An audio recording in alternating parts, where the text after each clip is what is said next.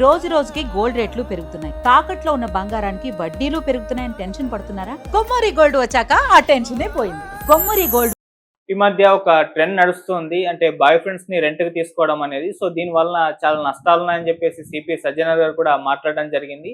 అసలేంటి కల్చర్, దీని గురించి ఒకసారి డిస్కస్ చేసే ప్రయత్నం చేద్దాం. ప్రెజెంట్ మనతో పాటు దాము బాలాజీ గారు సీనియర్ జర్నలిస్ట్ ఉన్నారు. వారిని అడిగి తెలుసుకుందాం. నమస్కారం సార్. నమస్తే. సార్, ఈ రెంట్‌కు బాయ్ ఫ్రెండ్‌ని తీసుకోవడం వలన అంటే ప్రయోజనాలున్నాయని చెప్పేసి చాలా మంది ఈ ట్రెండ్‌ని ఫాలో అవుతున్నారని చెప్పేసి తెలుస్తుంది. ఈ నేపథ్యంలో సజ్జనార్ గారు కూడా రియాక్ట్ అయ్యారని, దీనివల్ల నష్టాలున్నాయని చెప్తున్నారు.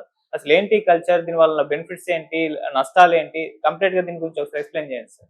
నిన్న సజ్జనారు తర్వాత సైబర్ పోలీసులు ప్రజల్ని అప్రమత్తం, ముఖ్యంగా అమ్మాయిల్ని చైతన్యవంతం చేయడానికి ఒక కార్యక్రమం పెట్టారు. అందులో ఏంటంటే వాళ్ళు ప్రధానంగా రెంట్కి బాయ్ ఫ్రెండ్ ఫర్ రెంట్ అనే కాన్సెప్ట్ ఇప్పుడు హైదరాబాద్లో కూడా బాగా పెరుగుతుంది. చాలామంది అమ్మాయిలు ఈ వలలో పడిపోతున్నారు. సో జాగ్రత్తగా ఉండండి. వాళ్ళు పెట్టే ఫోటోలన్నీ కూడా ఏఐ జనరేటెడ్ ఫోటోలు లేదా ఇంటర్నెట్లో డౌన్లోడ్ చేసుకున్న ఫోటోలు. కాబట్టి మీరు ఇబ్బంది పడకండి అని చెప్పారు. మామూలుగా ఏంటంటే మనకిప్పుడు నేను కూడా చాలా చూశాను ఇలాంటివి. ఈ రెంటల్ ఫోటోలు రేట్లు యావరేజ్లు ఎలా ఉన్నాయంటే, అంటే కాఫీ డేట్ అంటారు. కాఫీ డేట్ అంటే ఒక అబ్బాయి కాఫీ తాగడానికి మాత్రమే వస్తాడు. ఒక హాఫ్ అన్ అవర్ ఎంత వస్తాడు, దానికి ₹499 అబ్బాయికి ఇవ్వాలి. అమ్మాయితో పాటు వస్తాడు. రెండవది సినిమా డేట్. సినిమాకి వస్తాడు, సినిమా చూసి మళ్ళీ వెళ్ళిపోతాడు అబ్బాయి. దానికి ₹1249. షాపింగ్ డేట్, నీతో పాటు షాపింగ్కి ఒక 2-3 గంటలు వస్తాడు, దానికి ₹1499. తర్వాత ఈవెంట్స్కి వస్తాడు, ఏదైనా పెళ్ళో లేకపోతే ఏదైనా ఈవెంట్స్కి తోడు కావాలంటే నీతో పాటు వస్తాడు, దానికి ₹1999, ₹2000. ఒక 10 అవర్ ప్యాకేజీ, 10 అవర్ నీతోనే ఉంటాడు. అయితే ఇదంతా కూడా లేదు, ఎక్కడ ముద్దులు కానీ నో రొమాన్స్ అనమాట. Only companionship. కంపెనీ ఇస్తాడు, నీతో పాటు మాట్లాడుతుంటాడు, నీతో పాటు గడుపుతాడు టైము.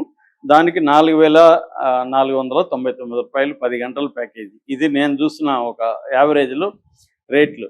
కానీ సజ్జనార్ ఏం చెప్తున్నాడంటే ఇది పెద్ద స్కామ్. ఈ స్కాము 2025లో 569 కేసెస్ జరిగాయి. అందులో 2,80,00,000 ఫ్రాడ్ జరిగిందని చెప్తున్నాడు. ఏది ఒక 2025లోనే. కాబట్టి ఆయన ఏం చెప్తున్నా అంటే, మామూలుగా ఇవి ఎలా జరుగుతాయంటే, అబ్బాయిలు ఇన్స్టాలో కానీ లేకపోతే టెలిగ్రామ్లో కానీ ఫేస్బుక్లో కానీ లేదా ఎక్స్లో కానీ వాళ్ళు ఒక సైట్ లాగా, ఒక గ్రూప్ లాగా పెట్టి, ఒక ఐడి పెట్టి, ఇలా రెంట్కి బాయ్ ఫ్రెండ్లు ఉన్నారు, ఈ అబ్బాయి మీకు కలుస్తారు, లేకపోతే ఈ అబ్బాయిలు కలుస్తారని కొన్ని ఫోటోలు పెడతారు. అబ్బాయిల ఫోటోలు, వాళ్ళ పేర్లు రాస్తారు. సజ్జనార్ ఏం చెప్తున్నాడంటే, మామూలుగా వీళ్ళు ఏం చేస్తారంటే, ఇంటర్నెట్లో ఎవరో అందంగా, ఫర్ ఎగ్జాంపుల్ ప్రభాస్ అనుకుందాం, ప్రభాస్ ఫోటో తీసుకొని దాన్ని చాట్‌జీపీటీలోనో లేకపోతే జెమినీ నానో బనానాలోనో ఎక్కడో దాన్ని వీడి ఫోటో పెట్టి, నాకు ప్రభాస్ లాగా ఇది చెయ్యి అంటాడు, ఈ ఫేస్ని కలిపి ఇదో కొత్త ఫోటో క్రియేట్ చేసి ఇస్తుంది. అది ప్రభాస్ కాదు, వీడి ఫోటో కాదు, రెండు మిక్స్ చేసి ఒక హ్యాండ్సమ్ ఫోటో ఇస్తుంది. అది ఎక్కడా లేదు, ఎవరు లేరు ఆ వ్యక్తి. ఆ ఫోటో పెడతారు. పెట్టినప్పుడు ఈ అమ్మాయిలు అరే ప్రభాస్ లాగే ఉన్నాడు, స్టైలిష్గా, అది ఇది అనుకుంటారు కదా. సో అనుకొని ప్రభాస్ ఎలా మనం కలవలేము, ఇతనితో కలుద్దాం అనుకొని, ఏముంది 500 అంటే ఇవాళ పెద్ద విషయం కాదు, కాఫీ డేట్. నచ్చితే మళ్ళీ మెల్లగా చూద్దాంలే అనుకొని వాళ్ళు కాఫీ డేట్కి ఒప్పుకోవచ్చు. అలాగే ఈయనేం చెప్తున్నా అంటే సజ్జనారు, ఇదొక ట్రాప్ వేస్తారు మిమ్మల్ని. వాళ్ళు ఏం చేస్తారంటే మెల్లగా, వాడు అసలు మీతో రాడు, కానీ వాళ్ళు ఏం చేస్తారంటే అడ్వాన్స్ బుకింగ్ అని చెప్పి, అంటే బుకింగ్కి అడ్వాన్స్ అని, స్లాట్ బుకింగ్ అని చెప్పి కొంత డబ్బులు వసూలు చేస్తారు. ఒక 1000 అనుకోండి రేటు, అంటే సినిమా డేటు 1000 పైన ఉంది. సో వీళ్ళు ఏం చేస్తారంటే ఒక 500 అడ్వాన్స్ వసూలు చేస్తారు. That is number 1. నెంబర్ 2 ఏంటంటే, మెల్లగా చాట్ చేసి వీళ్ళ ఫోటోలు, వీళ్ళ ఇన్ఫర్మేషన్ తీసుకొని ఎమోషనల్ బ్లాక్మెయిల్ చేస్తారు. అంటే ఫైనాన్షియల్ ఫ్రాడ్, బ్లాక్మెయిల్, ఈ 2 చేసి అమ్మాయిల్ని మెల్లగా ట్రాప్ చేసి వాళ్ళ దగ్గర మ్యాక్సిమం డబ్బు లాగేస్తారు. ఈ అమ్మాయిలు దీన్ని ఎవరికి చెప్పుకోవాలి? ఇళ్లలో చెప్పుకోలేరు. పోలీసులకు చెప్తే మళ్ళీ అది ఇంట్లో తెలుస్తుంది, ఫ్రెండ్స్కి తెలుస్తుంది, ఈ అమ్మాయి బాయ్ ఫ్రెండ్ రెంట్కి తీసుకుందంట అంటారు అని చెప్పి వాళ్ళు గప్చిప్పుగా ఉండిపోతారు. అందుకని ఆయన ఇవి చెప్తున్నాను అనమాట. ఎక్కువగా డబ్బులు మోసపోయిన వాళ్ళు కంప్లైంట్లు ఇస్తున్నారు. సో సజ్జనార్ ఏం చెప్తున్నా అంటే ఇలాంటివి జరిగినప్పుడు మీరు ఫస్ట్ ఆఫ్ ఆల్ డబ్బులు పే చేయకండి, అడ్వాన్స్ కానీ ఏమీ చేయకండి అని అంటున్నాడు. కానీ చేయకపోతే వాళ్ళు రారు కదా.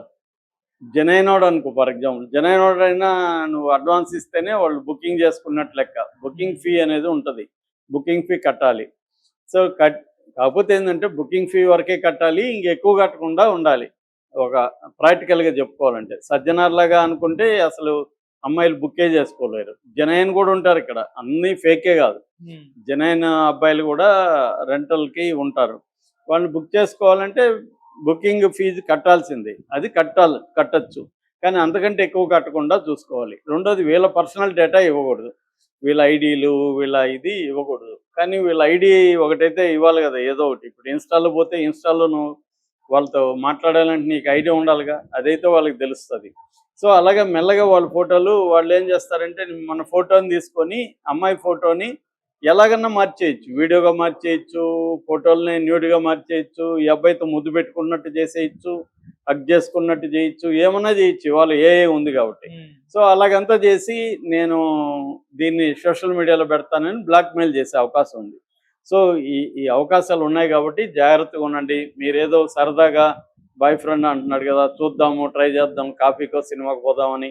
ఎందుకంటే హైదరాబాద్లో కూడా లోన్లీగా ఉండే అమ్మాయిల సంఖ్య పెరిగింది. పీజీ హాస్టల్లో ఉంటారు వాళ్ళు, పెద్దగా అబ్బాయిలతో పరిచయాలు ఉండవు. రెండోది కొలీగ్స్తోనూ మిగతా వాళ్ళు తిరిగితే వాళ్ళకి ఇబ్బందులు ఉండొచ్చు, తెలిసిన వాళ్ళతో తిరిగితే. కాబట్టి ఇదనుకో వన్ డే సరదాగా గడిపేసి ఇంకా ఆ తర్వాత వాడెవడో మనవాడో ఉండొచ్చు. ఒకవేళ నచ్చితే మళ్ళీ ఏమన్నా ట్రై చేయొచ్చు. ఇలాగా అమ్మాయిలు కూడా ట్రై చేద్దాం, తక్కువే కదా అమౌంట్, మ్యాక్సిమం 1000 రూపాయలు లేదా 2000 ట్రై చేద్దాంలే అనుకుని కొంతమంది రిచ్ అమ్మాయిలు, డబ్బున్న అమ్మాయిలు ట్రై చేయొచ్చు. ఈవెన్ మిడిల్ క్లాస్ అమ్మాయిలకు కూడా ఇది పెద్ద కాస్ట్ కాదు కాబట్టి. సో అలాగా ట్రై చేసి మోసపోతున్నారు అనేది సజ్జనార్ వాళ్ళు చెప్తున్నది. ఎందుకంటే వాళ్ళ ఎక్స్పీరియన్స్తో సైబర్ దీంట్లో కేసులు వస్తున్నాయి కాబట్టి వాళ్ళు చెప్పారు. అది సజ్జనార్ చేస్తున్నది మంచి పని, ఎడ్యుకేషన్ ఇవ్వాలి. అంటే ఏదైనా కూడా గుడ్డిగా నమ్మకుండా తెలుసుకొని దాంట్లో సాధక బాధకాలు తెలుసుకొని వెళ్ళాలి. అయితే అదే ఒకటి డబ్బులు ఇవ్వద్దనింది. తర్వాత ట్రాన్సాక్షన్స్ అన్నిటినీ సజ్జనార్ చెప్తున్నది ఏమంటే స్క్రీన్ షాట్లు తీసుకోమంటున్నాడు. ఎందుకంటే వాళ్ళు ఒకసారి మోసాలు చేసినాక వాళ్ళు ఎత్తేస్తారు బికాన్, అంటే మనల్ని బ్లాక్ లిస్ట్లో పెట్టేస్తారు. దాని తర్వాత వాళ్ళ ఐడిని తీసేస్తారు. అందుకని ప్రతిదీ మీరు స్క్రీన్ షాట్లు తీసుకోమని పెట్టుకోమని చెప్తున్నాడు. ఫర్దర్గా ఏమన్నా మోసం చేస్తే కేసు పెట్టడానికి అది పనికి వస్తుంది అనమాట. సో స్క్రీన్ షాట్లు తీసుకోండి అని చెప్పాడు. దాని తర్వాత సైబర్ సెల్కి ఫోన్ చేయమన్నారు. 1930 సైబర్ దీనికి హెల్ప్ లైను, దానికి ఫోన్ చేయండి. మీ డేటా కూడా మీ ఐడెంటిటీ కూడా మేము బయట పెట్టమని కూడా వాళ్ళు హామీ ఇస్తున్నారు. అంటే ఇళ్ళల్లో చెప్పొద్దంటే చెప్పము, మీ వాళ్ళకి ఎవరికి తెలియకుండా దాన్ని మా సైబర్ సెల్ వాళ్ళు డీల్ చేస్తారు. కాబట్టి మీరు భయపడకుండా ఏదైనా మోసం జరిగితే మాకు ఇన్ఫామ్ చేయండి సైబర్ సెల్కి. అట్లాగే డీటెయిల్ ఎవిడెన్స్ ఏది కూడా డిలీట్ చేయకండి. అంటే మీ రేపు పొద్దున వాట్సాప్ ఒక్కొక్కసారి నీ వాట్సాప్ నెంబర్ ఇవ్వు, నా వాట్సాప్ నెంబర్ ఇది అని కూడా ఎక్స్చేంజ్ జరుగుతాయి. సో అవి అక్కడ ఏమైనా చాటింగ్ చేసుకున్నా అన్నీ కూడా ఎవిడెన్స్ పెట్టుకోండి, ప్రతిదీ ఎవరిని నమ్మకండి అనేది ఫస్ట్ ఆయన చెప్పింది. అది 100% కరెక్ట్, దాన్ని ఫాలో కావాలి. అయితే అసలు ఈ ట్రెండ్ ఎందుకు వచ్చింది, ఎప్పుడు వచ్చింది అనేది చాలామంది క్యూరియస్ ఉంది. యాక్చువల్గా ఈ ట్రెండ్ జపాన్లో పుట్టింది, 90s పుట్టింది అనమాట. రెంటల్ ఫ్యామిలీ అనే కాన్సెప్ట్ అప్పుడు వచ్చింది. అంటే ఫ్యామిలీని రెంట్కి ఇస్తారు, గ్రాండ్ పేరెంట్స్ని రెంట్కి ఇస్తారు, పేరెంట్స్ని రెంట్కి ఇస్తారు. అంటే పెళ్ళిలో ఎవరికైనా పేరెంట్స్ లేకపోతే పేరెంట్స్ లాగా వీళ్ళు యాక్ట్ చేస్తారు. లేకపోతే ఏదో ఫంక్షన్కి వెళ్ళాలి, పేరెంట్స్ని చూపించాలి, లేకపోతే ఇంకేదో ఉద్యోగం కోసం పేరెంట్స్ కావాలి, ఏదో ఒక అవసరాలకి రెంటల్ ఫ్యామిలీ అనే కాన్సెప్ట్ ఏర్పడింది అనమాట. ఇది 91లో జపాన్ ఎఫిషియన్సీ కార్పొరేషన్ అనేది ఏర్పడింది. ఈ జపాన్ ఎఫిషియన్సీ కార్పొరేషన్ ఇలాగ సప్లై చేయడం మొదలుపెట్టింది. దాన్ని రెంట్ ఏ హ్యూమన్ అని కూడా అంటారనమాట. దీన్ని లోన్లీనెస్ ఎకనామీ అని కూడా పేరు పెట్టారు జపాన్లో. అంటే వాళ్ళకి హికికోమరి అనే కాన్సెప్ట్ ఉంది. హికికోమరి అంటే సోషలీ విత్డ్రావల్. జపాన్లో ఎక్కువగా లోన్లీగా ఉంటారు, ఎక్కువ మంది ఒంటరిగా ఉంటారు. కొంతమంది అయితే 6 నెలలు 1 year కూడా ఇల్లు వదిలిపోని వాళ్ళు కూడా అక్కడ చాలా పెద్ద సంఖ్యలో ఉంటారు. సో ఇలాంటి వాళ్ళకి ఒక కంపానియన్ని ప్రొవైడ్ చేసే కంపెనీలు ఏర్పడినాయి. 2010లో రెంట్ ఏ బాయ్ ఫ్రెండ్ రెంట్ ఏ గర్ల్ ఫ్రెండ్ అనే కాన్సెప్ట్ ఏర్పడింది. అక్కడ గర్ల్ ఫ్రెండ్లు కూడా రెంట్కి దొరుకుతారు, బాయ్ ఫ్రెండ్లు కూడా దొరుకుతారు. 2010 నుంచి అది పెరిగింది. వీళ్ళెవరు కూడా కాదు, ఓన్లీ కంపెనీని. ఇది జపాన్లో పుట్టింది. అక్కడ నుంచి చైనాలో కూడా లోనార్ న్యూ ఇయర్కి చాలా డిమాండ్ ఉంటుందంట, అబ్బాయిలకి అమ్మాయిలకి, బాయ్ ఫ్రెండ్లు గర్ల్ ఫ్రెండ్లకి. దాని తర్వాత అమెరికాలో కూడా renteafriend.com అనేది 2009లోనే ఏర్పడింది. ఆ సైట్లోకి వెళ్తే మనం రెంట్ ఏ ఫ్రెండ్ అనేది అమ్మాయిలు కానీ అబ్బాయిలు కానీ బుక్ చేసుకోవచ్చు అనమాట. ఇదంతా కూడా కాదు, ఏమి కాదు, గడుపుతారు మనతో కూడా. అట్లాగే ఈ మధ్య ఏమైందంటే cuddlist.com అని ఒకటి ఉంది. cuddlist అంటే కడిల్ అంటే హగ్ చేసుకోవడం. చాలామంది అమ్మాయిలు అబ్బాయిలైనా అమ్మాయిలైనా హగ్ చేసుకొని పడుకుంటారు ఒక 1 అవర్ ఎంతో. అంటే వాళ్ళ బాధని అంతా కూడా, మనకి ఏమన్నా పెయిన్ ఉన్నా, బాధ ఉన్నా, లేకపోతే ఏమన్నా సమస్యలు ఉంటే వాళ్ళ హగ్గులో చెప్పుకొని వాళ్ళు హగ్ చేసి మనల్ని ఓదారుస్తారు.